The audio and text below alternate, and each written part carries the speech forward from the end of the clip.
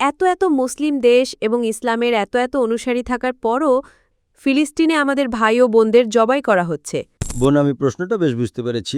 কিসের জন্য আল্লাহ সুবহানাহু ওয়া তাআলা আমাদের শাস্তি দেবেন তারা আমাদের যেখানে সরাতে চায় আমরা সেখানে যাই। এবং কেবল দর্শক হয়ে আছি? আল্লাহু আকবার, আল্লাহু আকবার, সত্যের আলো জ্বলে বারবার। আমার নাম রোজ, আমি স্বনির্ভর। আমার প্রশ্ন, কেন এত এত মুসলিম দেশ এবং ইসলামের এত এত অনুসারী থাকার পরও তারা তাদের সহবিশ্বাসীদের জবাই হতে দেখতে রাজি আছে? আমি জিজ্ঞেস করতে চাই যে আমরা যদি পরোয়া না করি তাহলে আল্লাহ সুবহানাহু ওয়া তাআলা আমাদের কি দেবেন, অথবা কিসের জন্য আল্লাহ সুবহানাহু ওয়া তাআলা আমাদের শাস্তি দেবেন?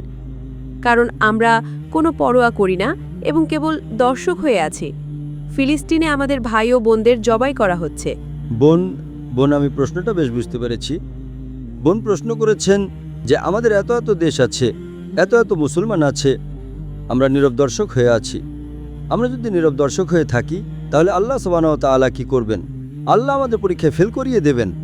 আমরা যদি আল্লাহর সে নির্দেশ মেনে না চলি, আল্লাহ কোরআনে সহিহ হাদিসে যে নির্দেশ দিয়েছেন, আমরা পরীক্ষায় ফেল করব। বোন, পরকালে আমরা জান্নাতে যাব না। নবীজি বলেছেন আমরা ওহানের মতো, আমরা ফেনার মতো। তারা আমাদের যেখানে সরাতে চায় আমরা সেখানে যাই। তারা আমাদের ধাক্কা দেয়, আমরা সেখানে যাই। তারা আমাদের লাথি মারে, আমরা ডানে বামে যাই। আমরা ওহানের মতো, আমরা দুনিয়াকে বেশি ভালোবাসি এবং আমরা মৃত্যুকে ভয় পাই। আপনারা যদি দুনিয়াকে বেশি ভালোবাসেন এবং মৃত্যুকে ভয় পান তাহলে সম্ভাবনা হলো আপনি ঘ্রাণ পাবেন না।